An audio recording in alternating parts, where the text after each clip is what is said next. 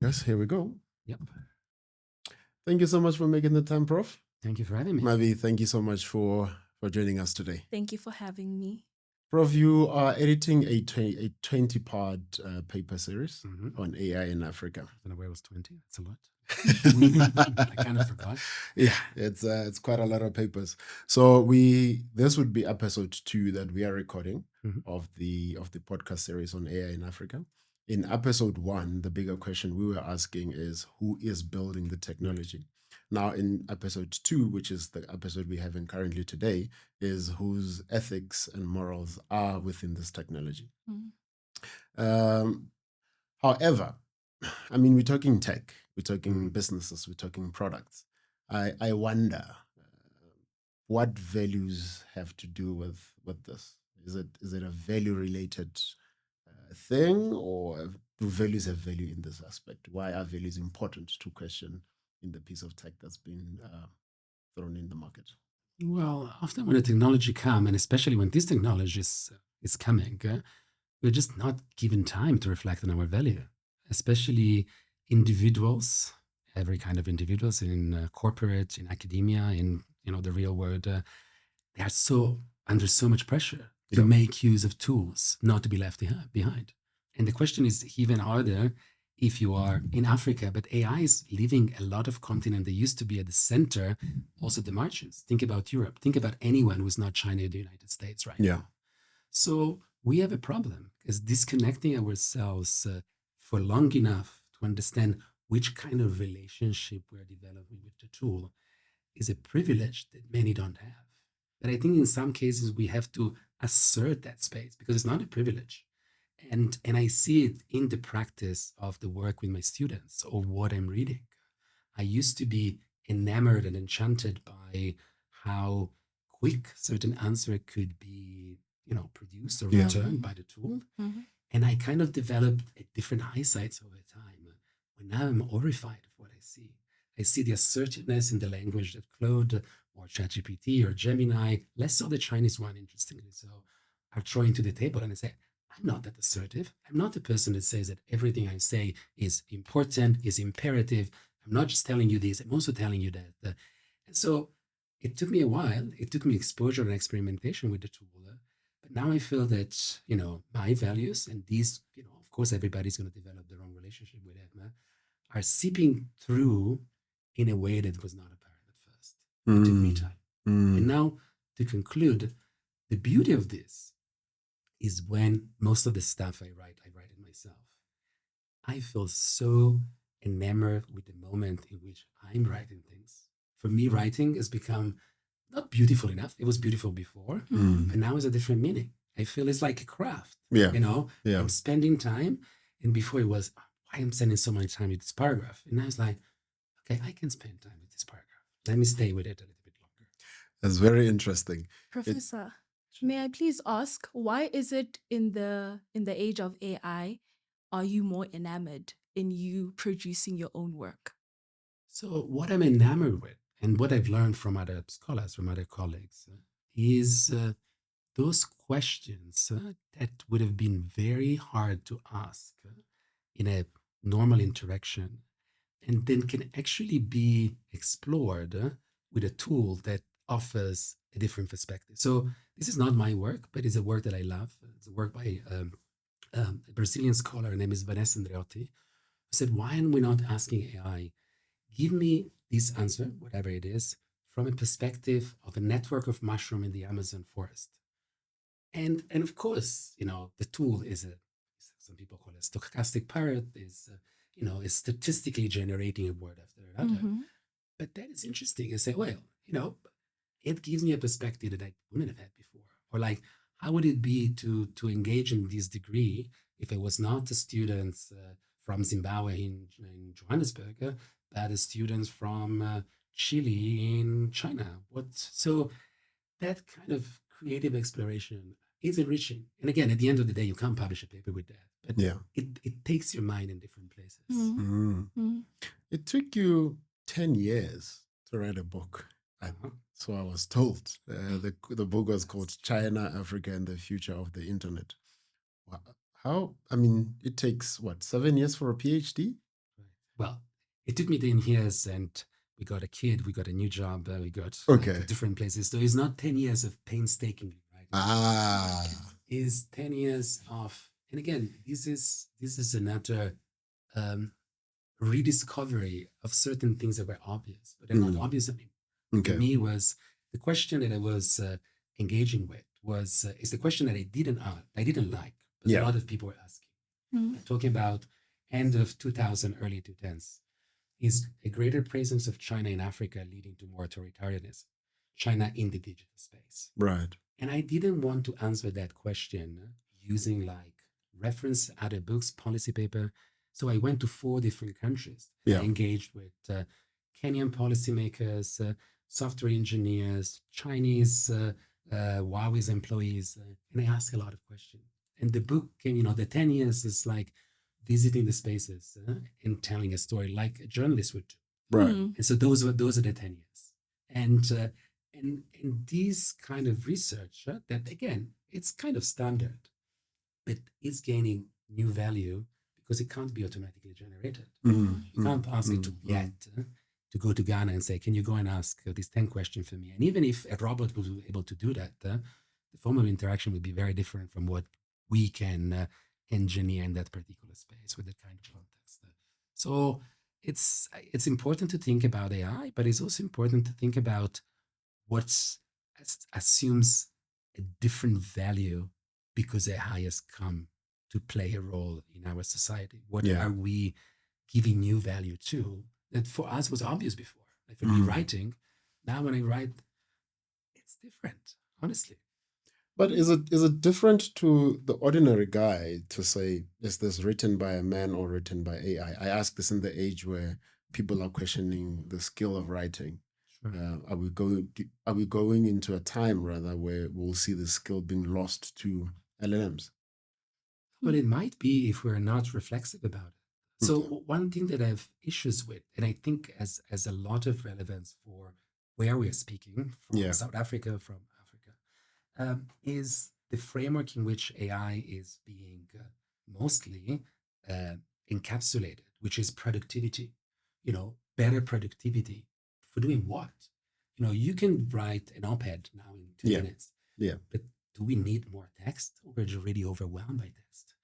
And can we develop or engage with a framework that is not just more productivity? Can we do things creatively and in a way that requires a lot of curation of what we feed into the tool? And I have some colleagues who went to the Northern Cape and trying to recollect what were the old lost tradition of architecture and building structure, both community structure for the community or structure for individuals and families and so forth. And that work was really hard work. And some of these had to be recreated, reconstructed, painted, built as physical material, and then that's very hard work of engaging with the space that was supposedly lost. That was fed into the machine. So the machine doesn't take away and exoticizes what you expect of Africa, because if you just ask, give me a picture of a decolonized Johannesburg, sure, all the biases will come true. But if you anchor that machine into something that you have collected yourself or as a group, of course, some of the bias will be there still, because this tool has been trained with vast majority of material is not coming from the Northern Cape. But at least you will anchor it to something that you own. You don't just relinquish the power to the machine to take it away. And is it still you or not? And I think with what you're mentioning, Professor, it speaks of how we as people were educated in terms of using AI. Yes, as a theory, we were told to work alongside AI, but I don't think it's been vigorously expressed as to why we should be working alongside AI. AI has been thought of just this I don't know, machine brain that can autonomously think and produce creative and new ideas instead of a technology where we can actually input data, as you're saying, in order for it to actually produce something meaningful and helpful to society. So, yeah. And I think, I mean, storytelling has to change. If anything is to go by with these LLMs, you can no longer just afford to type a story down and write it and put it out, because there's a lot of stories that are written. It's easier to write the stories.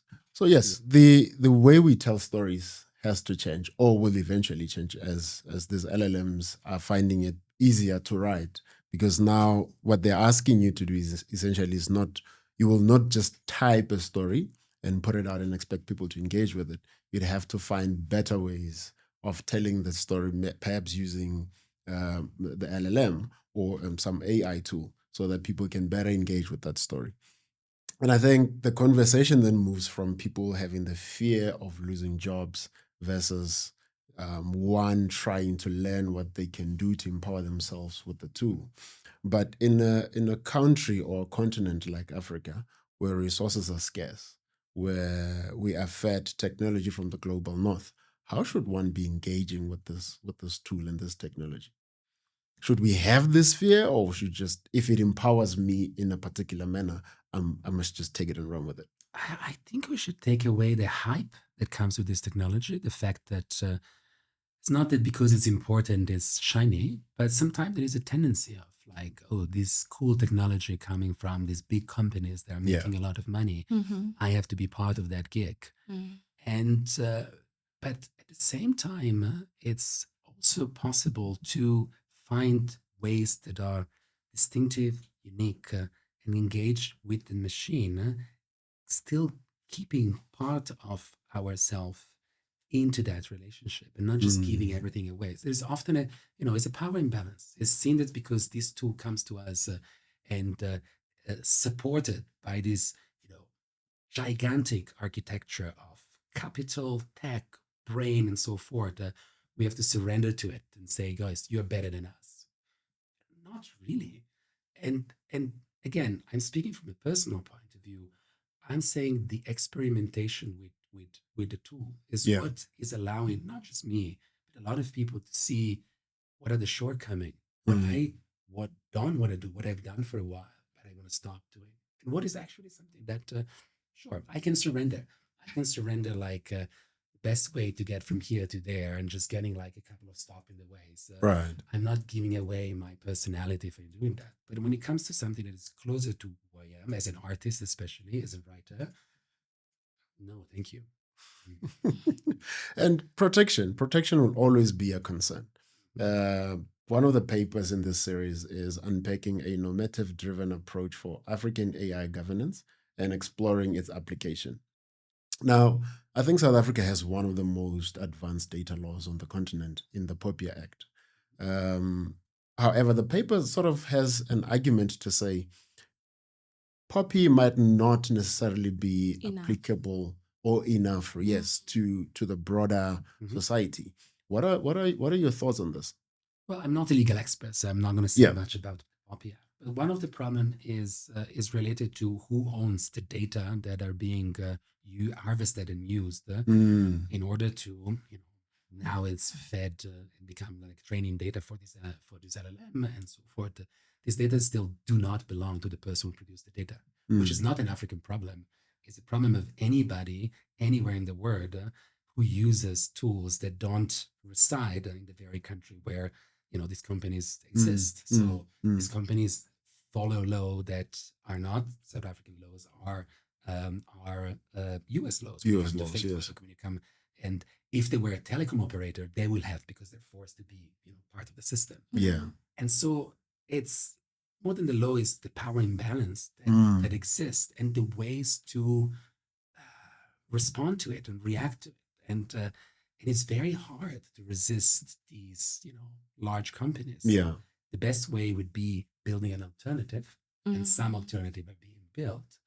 But it takes a lot of time, a lot of expertise, a lot of money. So alternatives can work at small scale, you're developing something that is very targeted. Yeah. A specific language, Sepedi, where you're just going to do something, even if the training data are small, but it's just going to interact about literature in that language. So that will work. But if you want a tool in Sepedi or Setswana who's going to be able to tell you everything about organize your trips to Europe, or it's just not going to happen. No, yeah. Question, Professor. In the meantime, as we are waiting for our own AI systems to be built, do you necessarily think we should be applying the ones that are here? The big tech companies, your OpenAI, your Anthropic, even though they are quite extractive? So, as I said before, I learned a lot from experimenting with these tools. At the same time, one should ask the question, if these tools was taken away from me tomorrow, would I still be able to do the same things I'm doing right now? The answer is yes, we're in trouble, because we have surrendered our ability to be who we are. Yeah. Not just to a tool, but to the tool that is owned by a company that exists in a different countries over which I have no control over. So today you're asked, 200 rands for the, step up version of it. Maybe tomorrow they're going to ask you 2,000 rand. And I say, You know what? I can't afford it. And the decision, not yours, is not your government. It's someone who exists elsewhere. Yeah. So as you experiment with it, also really asking yourself, am I becoming a richer person in a way that if it wasn't for this tool, I wouldn't have thought about this, but it's still me. Or if this tool is taken away from me, I can't think anymore. I can't write anymore. I can't produce code anymore. And that's the problem, because the dependency is going to become so ingrained in you as an individual, a community, a company, an institution, that extractivism goes to scale. Yeah. It's impossible to roll it back. How should we be thinking about data sovereignty? There are many applications of this term flying around. I have an interesting story to tell you on that one. Yeah. So I wrote a paper on the South Africa data and cloud policy. Okay.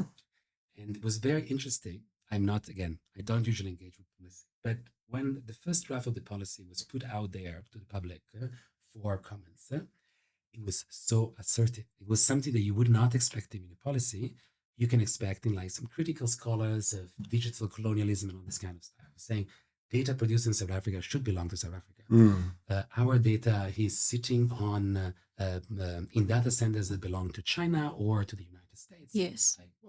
That's interesting that the government is coming so strong. 2 years later, 180 degrees change. Welcoming multinational, it was a love letter to multinational. And there are different ways to read it. Of course, there's lobbying. Say, guys, yes, you have 70% of the data centers on your country. You can start building them in Kenya or in Nigeria, as we are already. You're still going to keep them.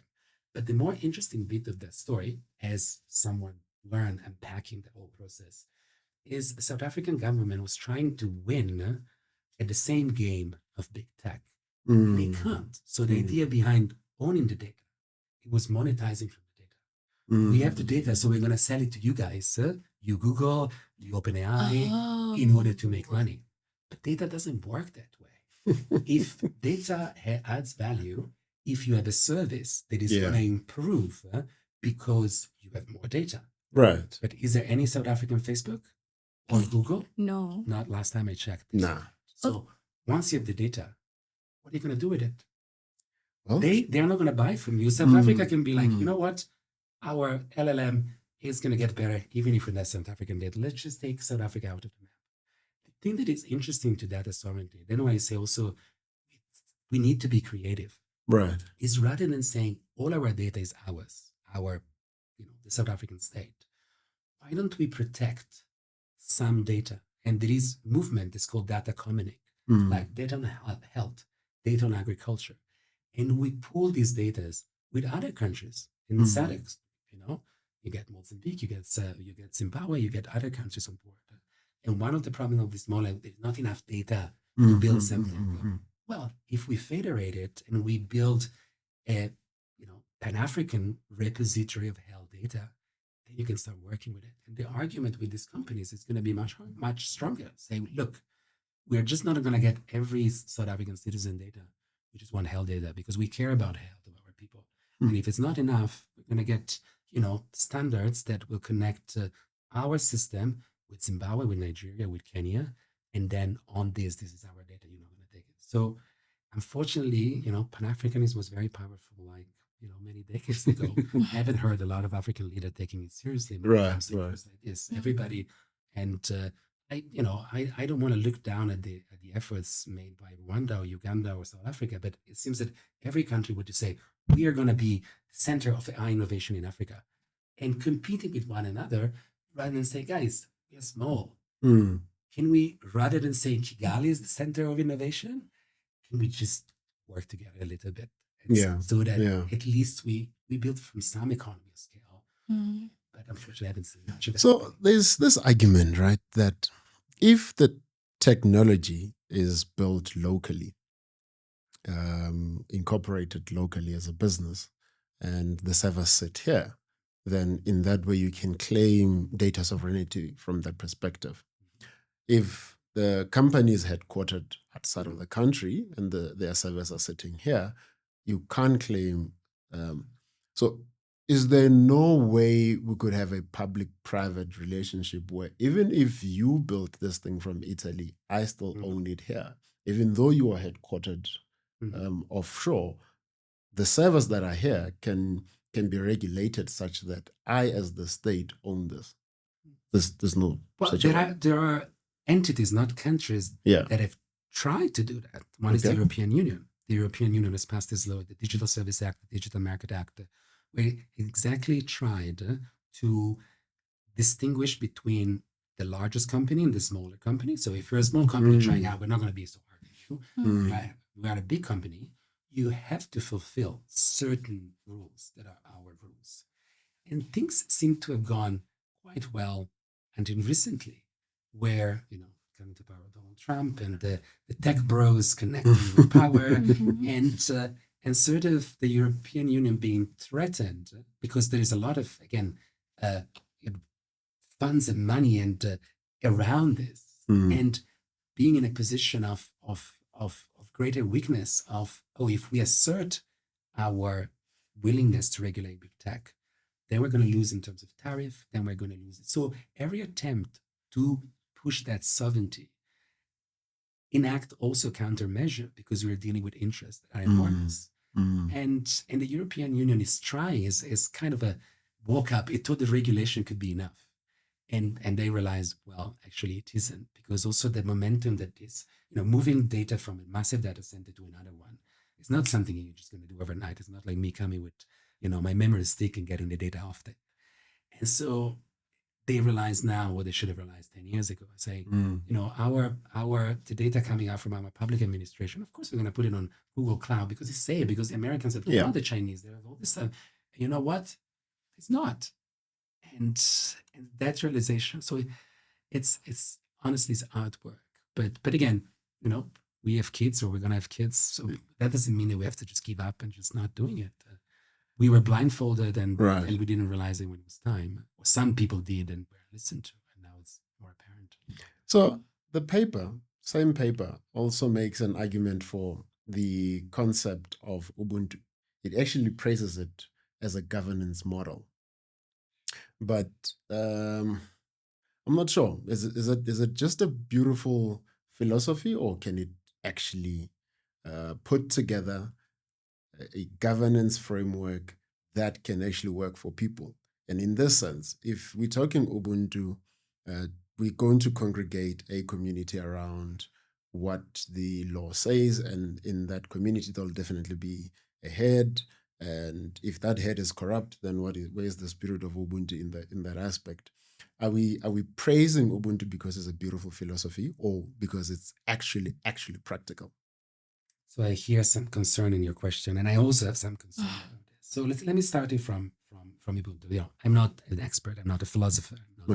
And I'm aware of the concept. I read about the concept. I never wrote about it.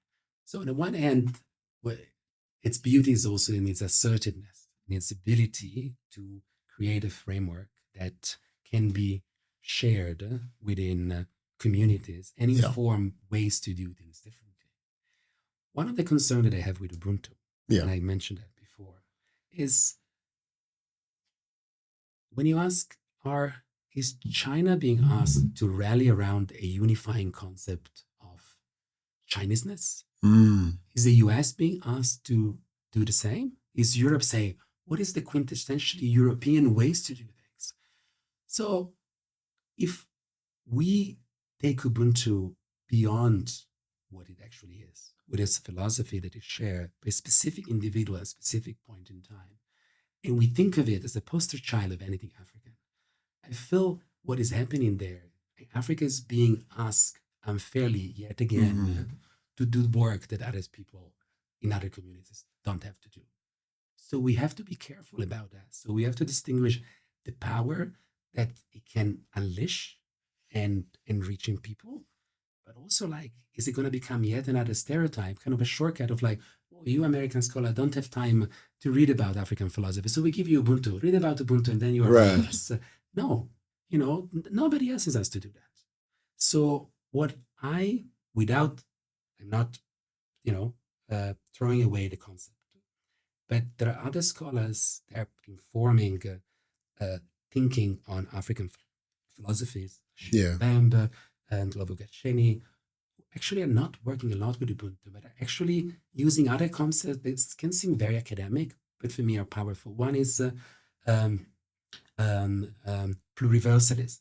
So Africa has different, as many other places, different ways of doing, different tradition, this idea of pluriversalism, and has never sought to be hegemonic in a way that Europe is supposed to be hegemonic. There's one way of thinking, it's rational thinking, we're going to go and give it to other people and the non-being hegemonic at this point in time, for me, is very powerful. So the point that I'm saying, let's recognize Ubuntu. Right. Let's recognize, African cosmologies that are coming from West Africa.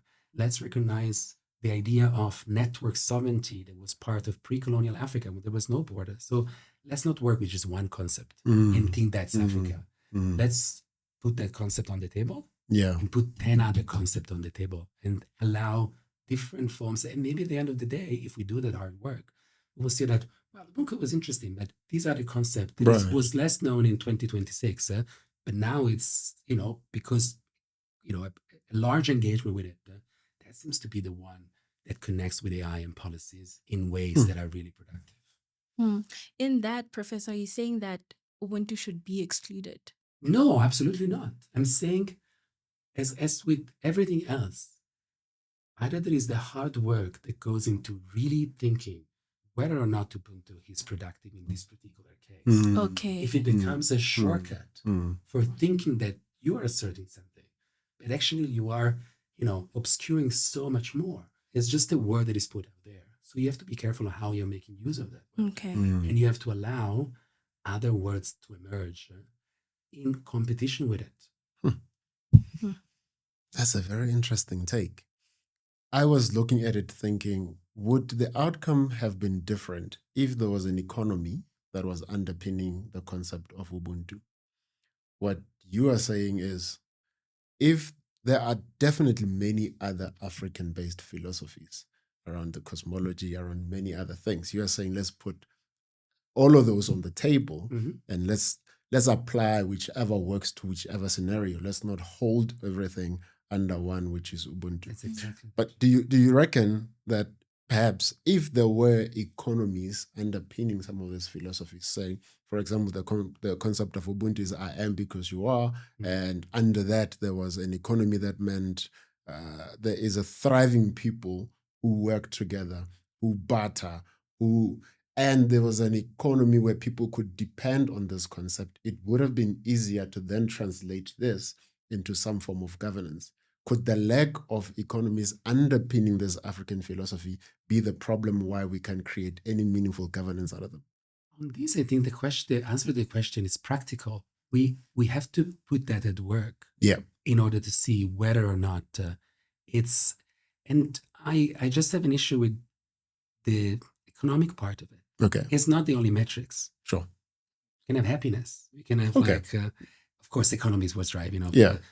Unfortunately, we don't drive on happiness as much as we drive on economy. That is true. But if we can create a a space or a functioning, fungible, thriving example of applying that philosophy and using technology to create a community that operates successfully, that would be, but we have to point at it. I think often it remains very abstract.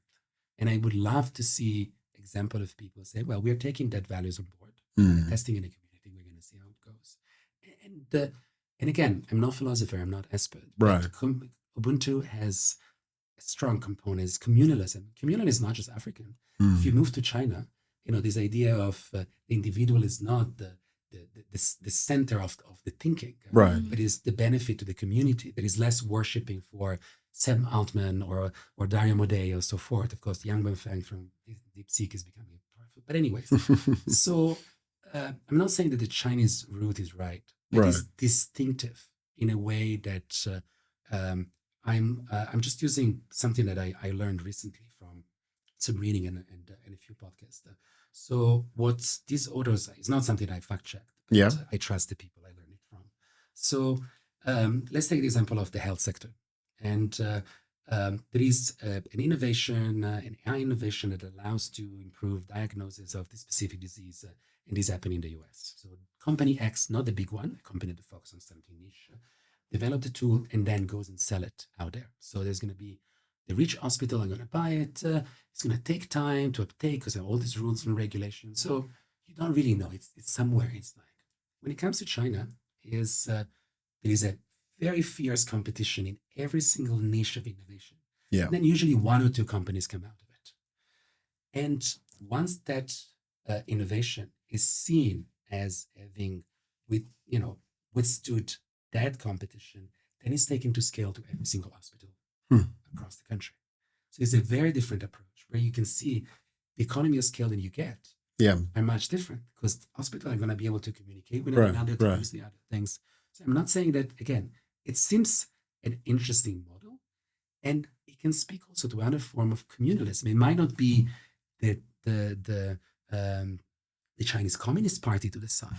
Maybe it can be a smaller community where it says, well, we want to work for a larger benefit of us. We don't just want to buy what is off the shelf. So let's take it a little bit longer to ensure that this innovation is shared and benefits as many people as possible. But I think examples speak more than manifestos. The problem is just we're still at the level of manifesto where I would love to point at something that is not that small. Yeah. It's maybe started small and then grew to scales. That would be powerful. Okay, Professor, do you think that the South African government is investing in developing its own AI systems in terms of protecting, national security and the data of citizens? I don't know if I'm the best person to talk about. I'm not afraid of talking about it. I'm not fearful of the repercussion. But it's not something that I studied closely. Let me put it this way. I see a lot of efforts in academia, in the public sector, in public-private partnership. And I see some of incredible minds that are trying to develop something that is very locally rooted, but also able to compete internationally or beyond the national scale. So in one end, I'm optimistic for what I see on the South African context. And I think the South African government has invested a lot in this space. I've never been a believer of the fourth industrial revolution, even if it's the president slogan. But I see what this slogan that I now subscribe to has produced in small places, the level of experimentation, excitement, where the resources are put. So in this sense, I think a lot is, of course, always something can always be bigger. But I think we should expect something quite interesting coming from this particular country. And I think it's, the usual competitors are like South Africa, Kenya, Nigeria. Right. I think South Africa is still Okay. This paper also points out that AI imposes significant compliance burdens.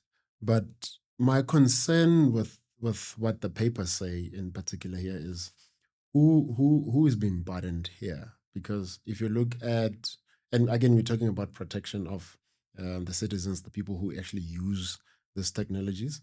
If you look at a Meta or a Google, compliance is literally a line item.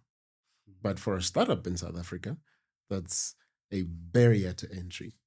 So the paper sort of makes the poppy a problem, but could the problem be institutions that don't have the capacity to enforce this thing to different actors? Right. Well, I think if we take the case of the poppy, the requirement that are being asked to anyone, big and small, we go back to the idea of values. So if I'm a company and I believe in what I'm doing, and I believe in the value of the customers I have or might have, I have to just subscribe to certain kind of values. Other burdens are not the same. That doesn't apply to every kind of burden. Right. And this also happens. There are very different burdens that are being asked, for example, to telecom companies as compared to like big tech, and all the level of compliance that institution entities that have to comply just because they're reachable, and others that can get away with it just because we can't reach them. There you go. So that's not right. And while the big tech can get away with this idea of like we're building something for everyone, but we're extracting the values from you guys at the same time, Right. money for it, and it's just shielded because of where they exist and because the law that they protect them in the country where their headquarters are. That is not fair.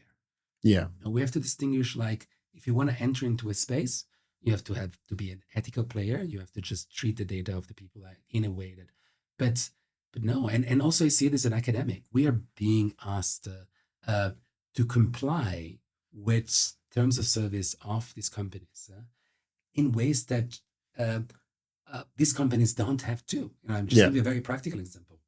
So as we said before, these companies have to train their model, have harvested data, left and right without repaying anyone for it.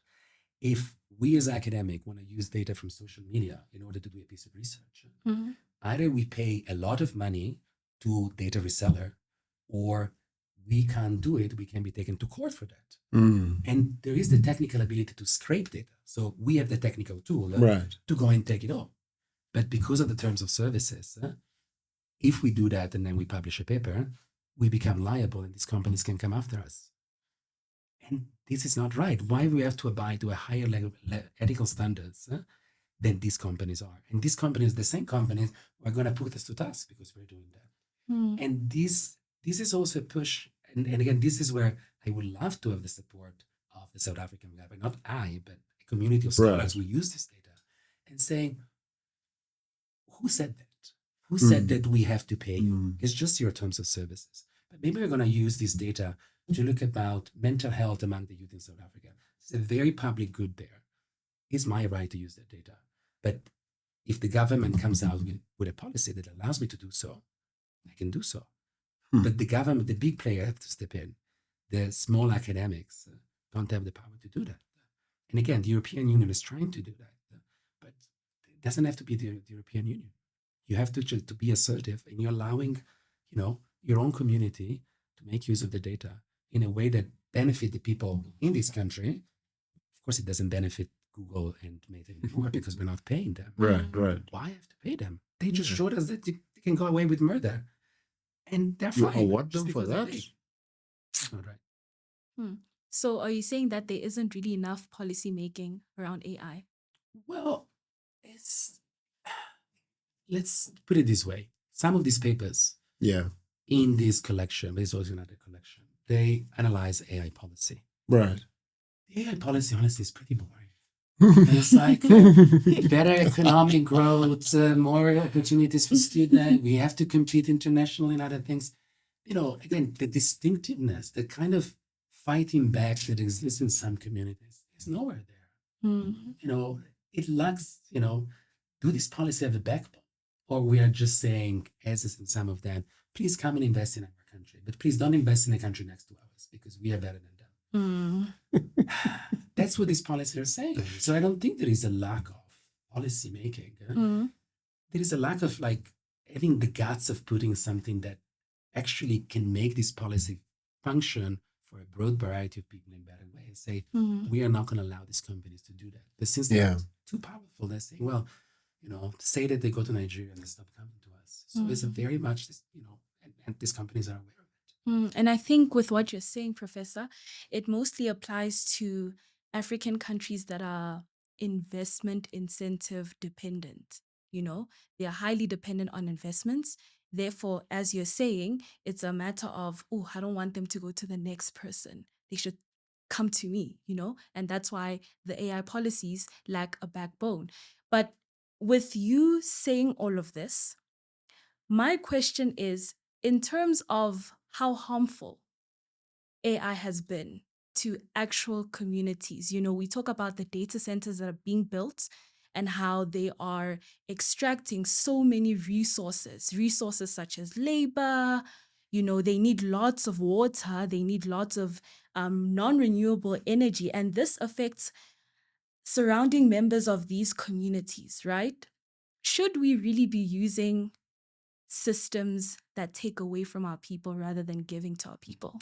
Well, actually, I'm really surprised that South Africa hosting the vast majority of data centers Yes. of the continent. And as we know, data centers are water hungry, electricity City hungry, exactly. I don't know. Our experience in South Africa and Joburg is not a lot of water and not a lot of electricity. And we're surprised. And yes. nobody's fighting this back. I'm really puzzled. There's a lot of movements around the world, Mm-hmm. from Chile to the US itself. Yes. To activism Thailand, movements. A lot of activists say, Yes. no, we don't want this in our backyard. But what about I haven't us? seen any pushback in South Africa. It really, I think this, I would like to develop a new piece of research on that. Why is it that South Africans that really struggle to get water on their taps, and we're doing a bit better with load shedding, but it's still like, it could be around the corner, and I'm not saying anything. Some people, I'm just purely like hypothesizing. I share this concern with other colleagues, say, and again, this is not research. This is just having a conversation with colleagues. Yes. Could it be to the extractive mentality that has been built in this country because of mining? Going back, we say, look, we are poor, but there's nothing else. The mine is bringing something. And we're getting a very thin share of it. But at least it's something. Yes. Yeah. This could be, but again, it's not based on research. It's based on conversation. But even if that was or wasn't the case, I fear there is a sense, again, is a lot of policy, a lot of decision are being driven not by strategy and foresight, by anxiety. What if we're left out of this? What if we're not going to be benefited? I don't think anxiety is a very good driver for building a better future. It's not.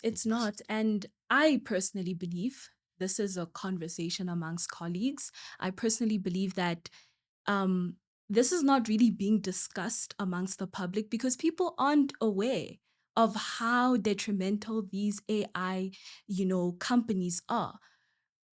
Like we said, there are so many data centers that are being hosted in this country, a country that struggles with water and electricity. How is that possible?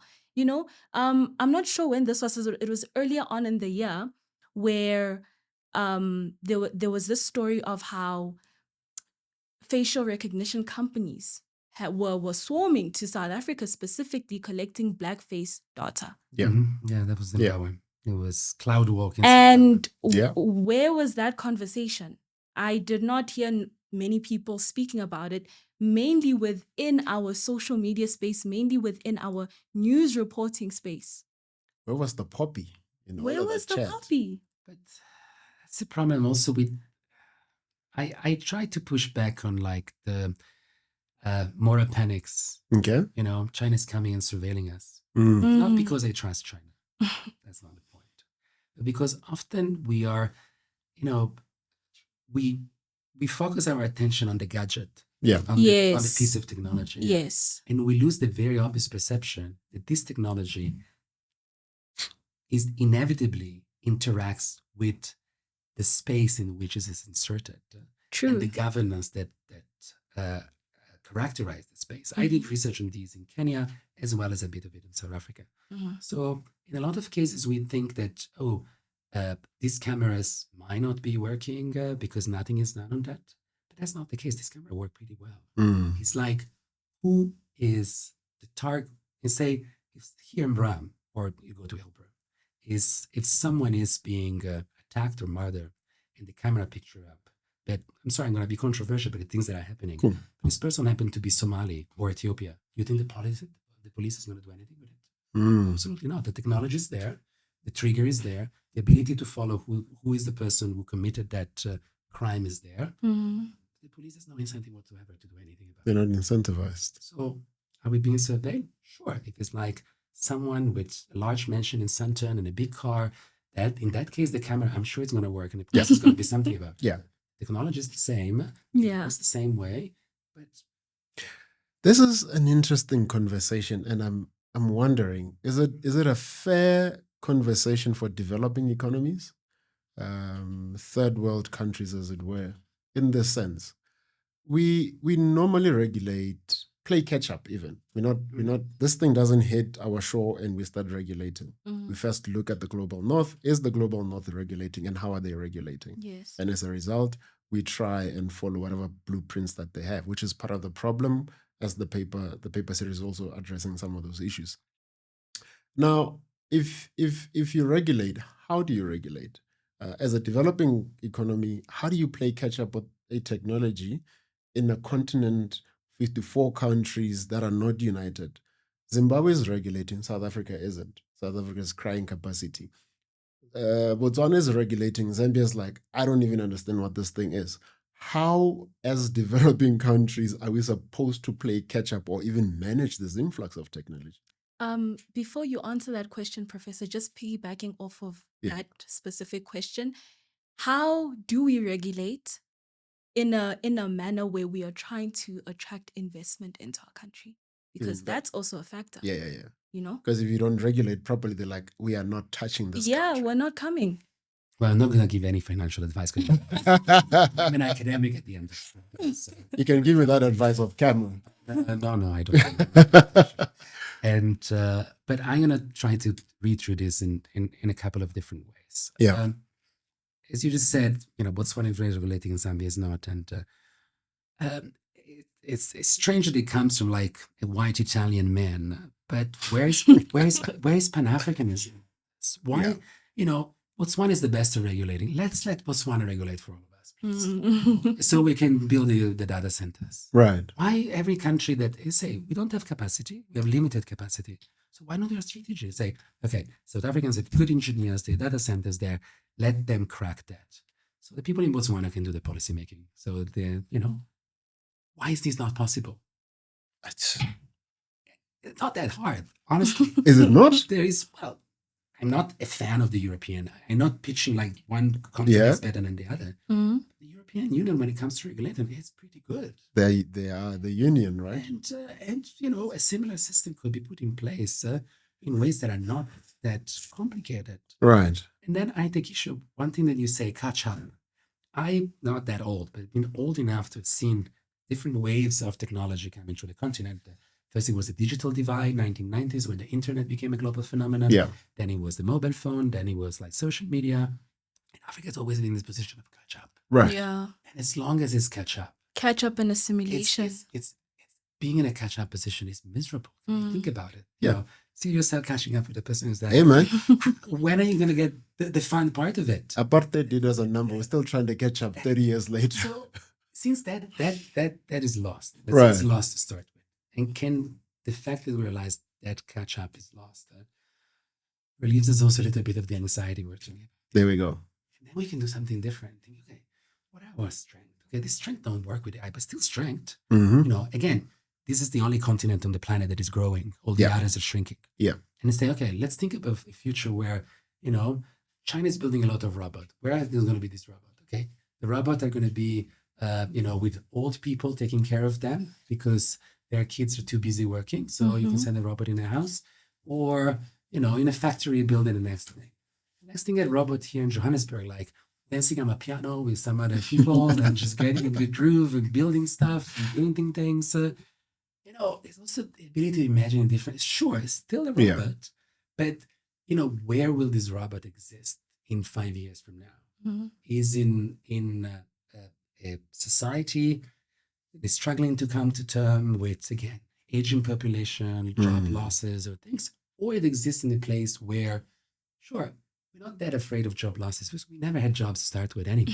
There you go. So can we imagine things from what you think are weaknesses, some think are weaknesses, might even become strength. It becomes like we're going to be affected less than others because we built resilience to deal with certain spaces. And I have no idea whatsoever when this resilience plus AI is going to take us, but at least let's spend time on the resilience and understand that bit, how it comes, how it can thrive, how it can operate. And then we're all going to make the connections. You've traveled the continent quite a lot. Mhm. You've been in rooms where you've advised some influential people around a number of topics. The African Union, is it a union? Well, the African Union is a very powerful idea that has no substance. Nobody has put, the problem is also like, where's the funding coming from? There you If- go. uh, There's that problem. Yeah. Why the countries that are fueling the African Union, they're part of the African Union, why they're not putting the money into it? I'm not trying to be controversial, but when the African Union building was built by the Chinese, $200 million, Paul Kagame said, some people are celebrating. Paul Kagame said, it is a shame for the continent. Why Yeah. couldn't we put together 200 million? Where was the Chinese to go and build the building where we're in? Because there's not money. The ideas are powerful, but there is no Thomas Sankara around anymore. I've Amen. seen people like Amen. able to speak that language, and you don't put the resources to the ideas. The ideas are just ideas. So at the moment, it's just a dream. I think that dream can be reactivated somehow by someone, probably not by our politician. And but Pan-Africanism was a very powerful movement that a lot of people believed in it for a long time. And how do we get it right? I mean, there's all the African states are almost incentivized not to do anything but to play to the gallery of the global north, because that's where most of the funding is. Comes from. Yeah. And if we as the continent are to unite across a common cause, if we are, like, for example, one of the papers say would put Kenya as a pace setter rather, implying that they are ahead of others. But as the African Union, why aren't we leaning against Kenya to say, guys, you have made headway in a number of things? Why are we not doing this? What is holding us back? So at the same time, something else seems to be happening. And I put it this way. Maybe it's not Pan-Africanism, but since Donald Trump came to power, Yeah. it seems that there has been an emergent coalition of middle power that are trying to play a game which is not Pan-Africanism, but is interesting. The Finnish president who was here at the G20, and I know that because I'm not on TikTok, but someone showed me right now. It's become very popular. It's okay to be on TikTok. And it's okay, nice to destroy. And so for the first time, he said that since the US were taking away their support, Yeah. a country that has very limited military, talking about NATO, rather than feeling disempowered, he felt empowered.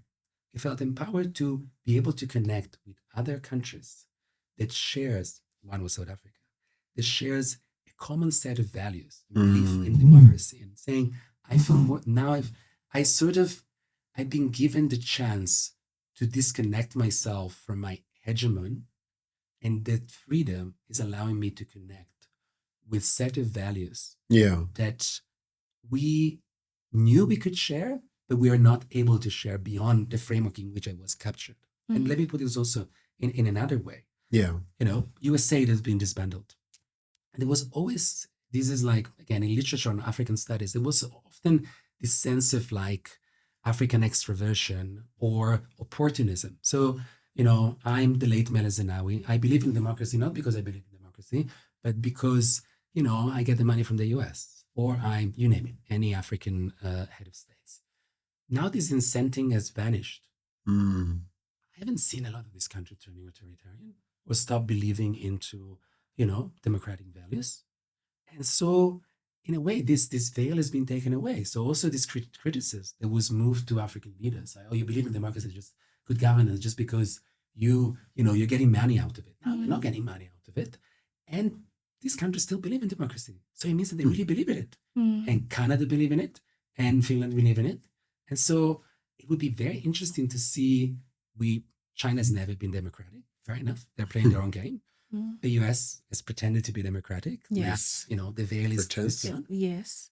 Seeing these middle powers sort of starting to engineer, again, is a bit naive and a bit too optimistic. But some of this is happening. It's also what Mark Carvey, the Canadian Prime Minister, said in Davos. Now we have a new game to play, a middle power. So it might not be African countries coming together, but it can be a coalition of the willing, where South Africa can connect with Finland, can connect with Canada, can connect with, you name it, Sri Lanka, and something else. Well, we used to have the non-aligned movement at the same time that was Pan-African. So again, maybe that has more legs. In terms of democracy, now that we're on this topic, do you think the way we as South Africa apply democracy, is it based off of how countries such as the US have applied it, even though that was obviously not reality, it was just a veil, right? Do you think that is how we apply democracy? And if so, are we not living in a lie? Well, I don't know. And I spent many more years in South Africa than I spent in the US. My wife is American, by the way. And I feel a sense of democracy. And let me talk about something that I actually know. I'm not an expert in political science, but let me talk about campus. I see how democracy works in university campus in ways that are both passionate, progressive, and respectful. Okay. And let me tell you a personal story. So I came to Wits in 2016. Yeah. And I teach, say, global communication, a mix of like media and international relation, all this kind of things. And the moment I came into campus, I felt at home, and I felt the knowledge I generated, I acquired, I co-produced with my students, with my colleagues, was because we're all part of a very exciting project that is kind of like, it's subtle. You can't put a name to it. We know that how we were transforming, education and so forth. And I've been allowed to speak, and I feel I'm being respected. If I was in the US, I would not be allowed to speak. The forms of transformation that is happening in American campuses. Now, of course, there's a pushback again. It's so moralizing and assertive that it's very much based in different form of power, but it's sort of a big element of it is taking the person down and affirming your view of the world over I'm right and you're wrong. The form of democracy that I experienced again in university campus is far more plural and inclusive. So I believe it's not a lie. I think it comes from hardship. It comes from like a very hard past, but the ability to overcome it, and the confidence that comes from that. Okay. Of course, from an economic point of view, it didn't bring a lot of benefits. From the value of like the resilience, the ability to recognize one another, the Ubuntu again. This Ubuntu applies also to me as an Italian who came to South Africa in 2016 and he was allowed to be part of the community and to speak as if it was a part of the community. I don't think that a lot of countries are going to let you do the same thing. No. They're going to put your face before your words. South Africa, I would say, is relatively unique in that I think this is a prize that this country should be aware of and keep very safe. Question. Karen, how compares these big tech companies as empires? Do you agree with her view on them? If so, why? If not, why again? Yeah, let's start there. Yes and no. So Okay. Our work is based mostly on OpenAI and the extractivist element of it. Yes. The idea of like you move across spaces, you extract for the benefit of a center. Yes. But if you talk about empire, let's think about real empire that existed. The Roman Empire, Persian Empire, the British Empire. The way in which they were different from other formations the state, is that in a way they allowed different identities to coexist in the same space. So it didn't matter in the Roman Empire if you were coming from Syria, or if you were coming from Tunisia, or if you were coming from England, as long as you were being part of a space that subscribed to certain rules. Okay. So there was a sense of inclusivity that goes against our now prevalent ideas of the nation state. We have to just, recognize, we're different from the others. Yeah. You're different, but you can be part of it. Just come and do your work. Mm. I'm not defending historical empires, Mm. but what AI is not doing, or is doing to a different extent, is being allowing everybody to use the same tool, Mm-hmm. but not letting these people have a say in how these things are being developed. Yes. So that's a big difference. Also, the Pope. I'm not Catholic, and I'm Italian. I told you before. Yes. But I respect the effort that he has been making, and the metaphor that he has been using of this new, I have the name in Italian, Torre di Babele. In English is Babel, Tower Yeah. of Babel, right? Mm-hmm. And that it's powered by greed, where we all speak the same language because a company Yeah. has brought us here, but we speak the same language without having ourselves being able to shape the conversation. We are just brought in by the tool, but not, our souls are not Into it. valued. We're Yeah. not, because the power is just on elsewhere.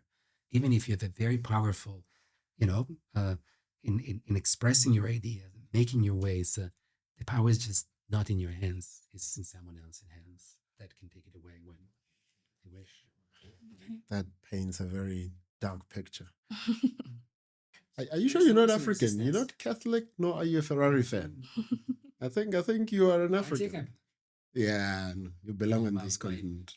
like previous lives. Burkina Faso. So this conversation, or this part of the conversation now, takes me to this paper. The title is Decolonizing AI Governance, empowering Africa and the Global South in an Era of Digital Transformation. However, I now have a lot of questions. Decolonizing is a tall order. If we can decolonize AI, what have we decolonized? And how do we then think we can decolonize AI if we haven't been successful with the other things in the past?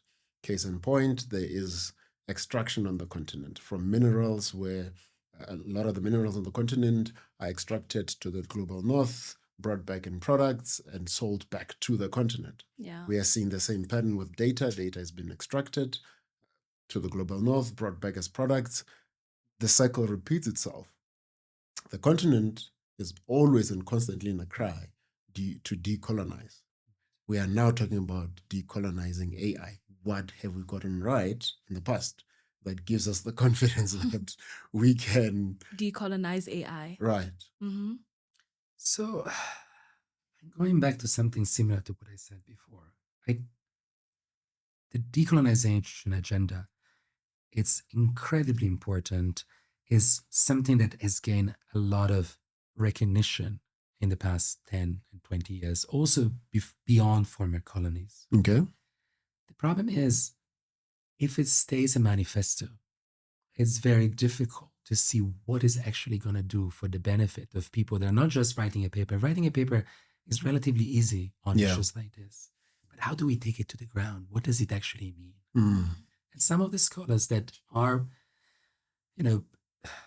trying to develop a strategy to do decolonization in practice are saying something that can be shared also beyond those who sign into the decolonization agenda. It's like thinking from standpoint. Yeah. I think from where I am, and I'm not aspiring to think for others. I see I map the network of relationship, of power, of opportunities, and I build from here. And what I offer to you is not something that is an all-encompassing answer, as these companies Right. or as colonial powers in the past have to be. This is a religion. The religion could be, the religion of rational thinking, the religion of the engineer. And from these, being true to the space in which you operate, but also through the experience that you generate, making it available to others, doing a gesture that can allow others to tap into it. And decolonization often, it's hard to do in practice. It's easy to do, to say as an agenda. Yeah. And again, we need more example of, and I have some example. I remember, one of the one I mentioned before, my colleagues at Wits School of Architecture, the work that they did on recreating archives that are put on the side because they were seen like, oh, this architecture doesn't belong to the canon of, the British architecture of the 18th century. It's being rebrought to the center. It's connected with a tool, and they produce this video. His name is Mmabatho. He's quite known into the artistic space. And with this material, he created a video reimagining Johannesburg, building indigenous knowledge. And you will see how beautiful that Johannesburg is. And Johannesburg, I like the skyline. I see. And but it's very squared, very concrete, very glass. What he's producing, which is hard work generating the archive and then connecting with the machine, is something that is curvy, open to the space. It is much more African, but in a way that can inspire building also beyond the continent. So that's what I say. It's locally rooted. You spend a lot of time with something that is very much here, and you don't worry whether or not it's going to have the power to travel. And then you build on it, and that happened to be able to travel. You discover it all after the fact. So again, I prefer different version of articulated decolonization agenda. For me, this is the most powerful, the most honest. It's not I'm gonna take you down, and that's my goal. Because a lot of the decolonization is just I'm against you. Yeah. It's like no, I'm very much with me in this space, and I don't. The catch up is saying, forget a catch up. Forget everything. Just let's see what we can work with. Okay. And make the most of it. So it's more around identity.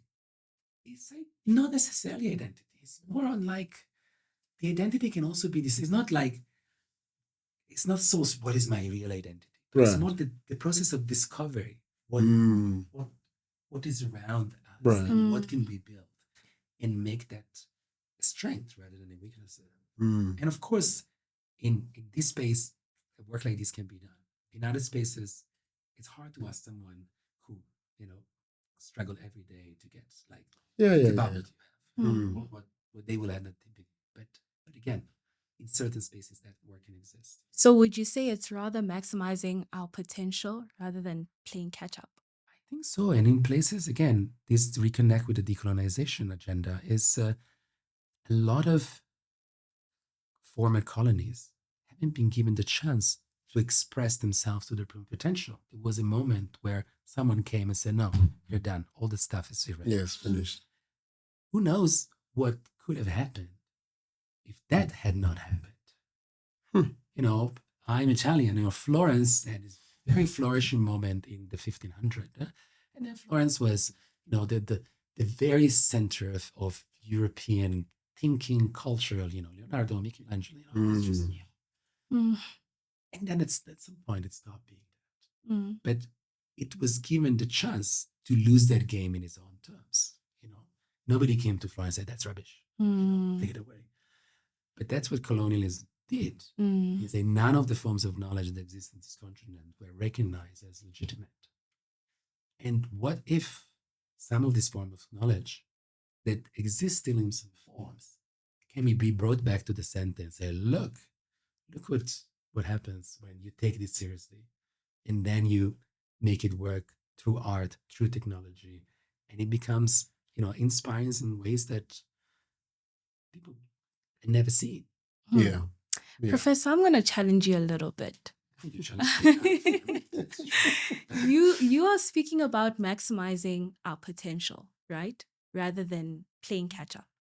But how can that be done when already we operate within a system that has already been created for us and we are playing, according to the rules of the winner?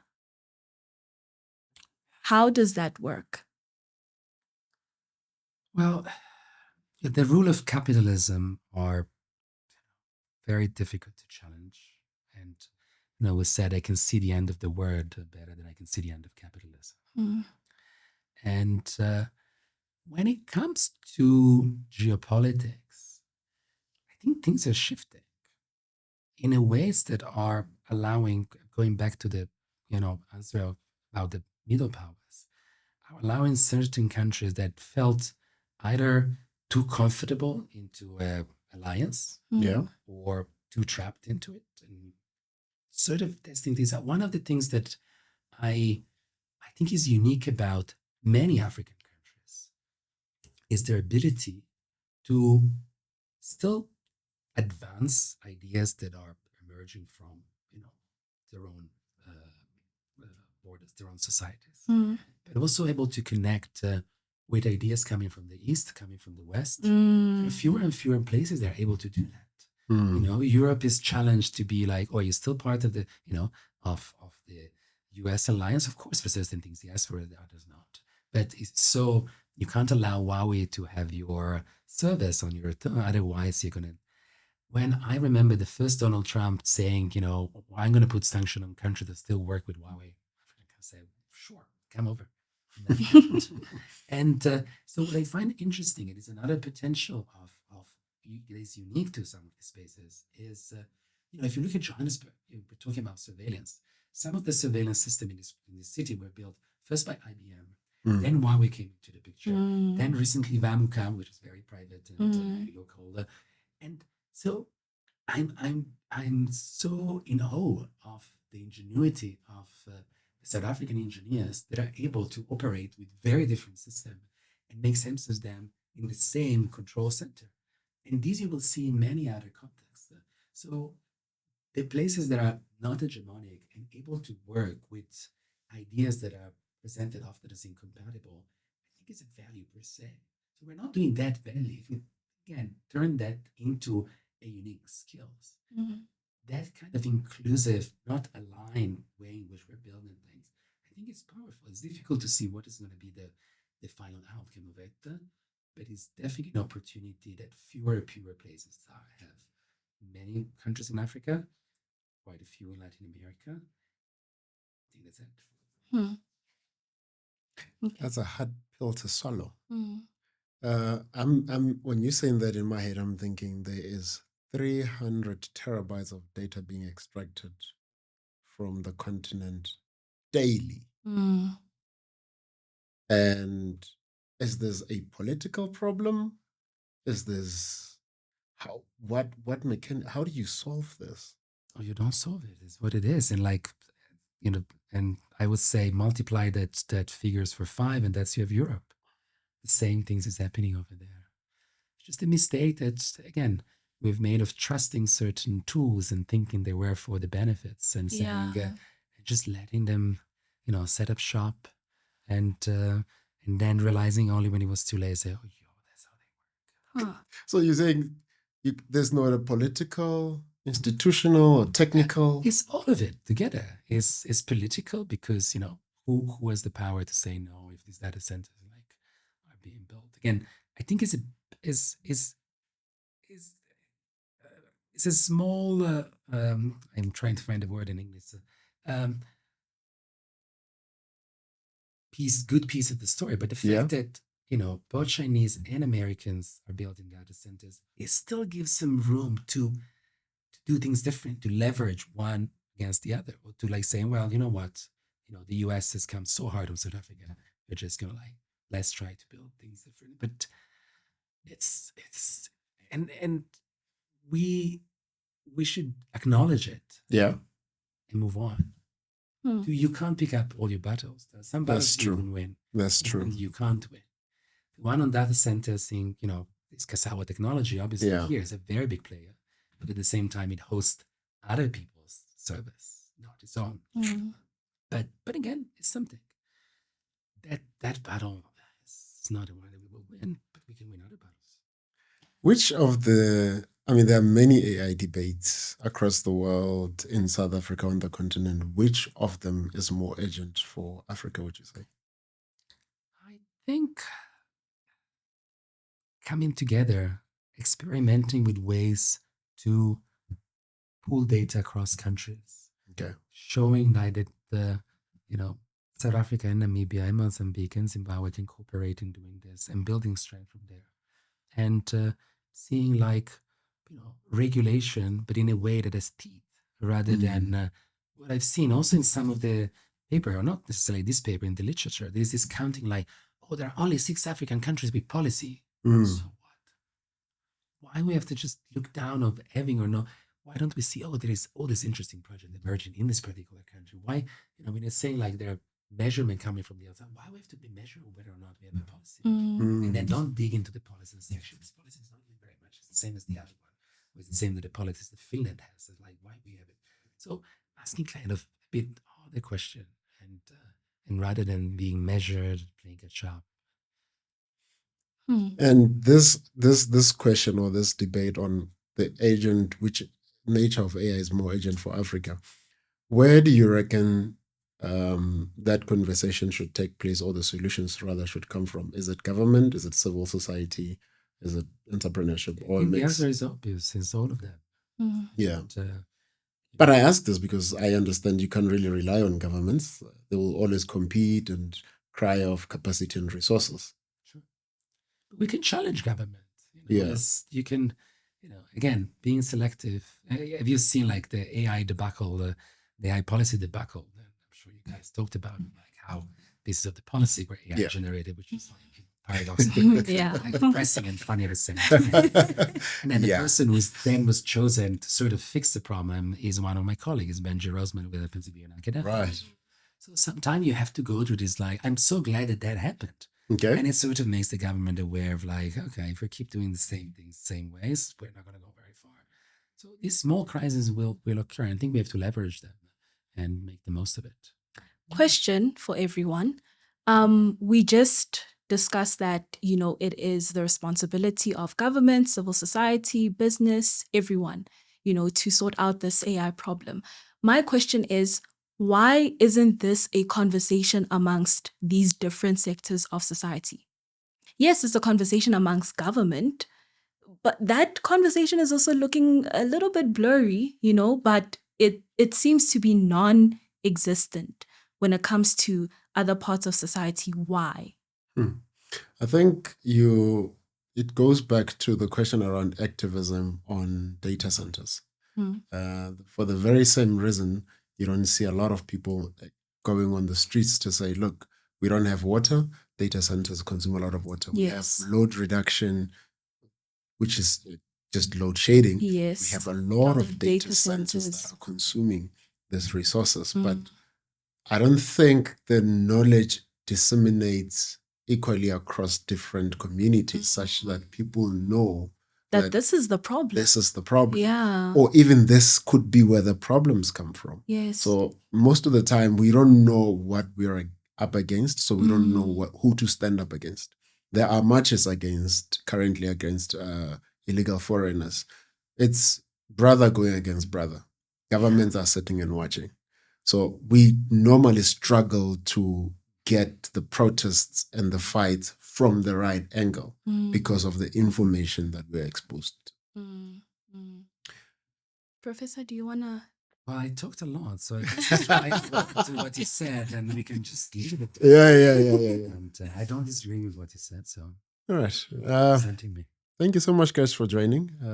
It's been wonderful. It was a pleasure. I learned quite a lot. Same. All right. That has been the Angle Podcast. Do tune in, like, subscribe, and follow us on all social media platforms. Till next time. Thank you.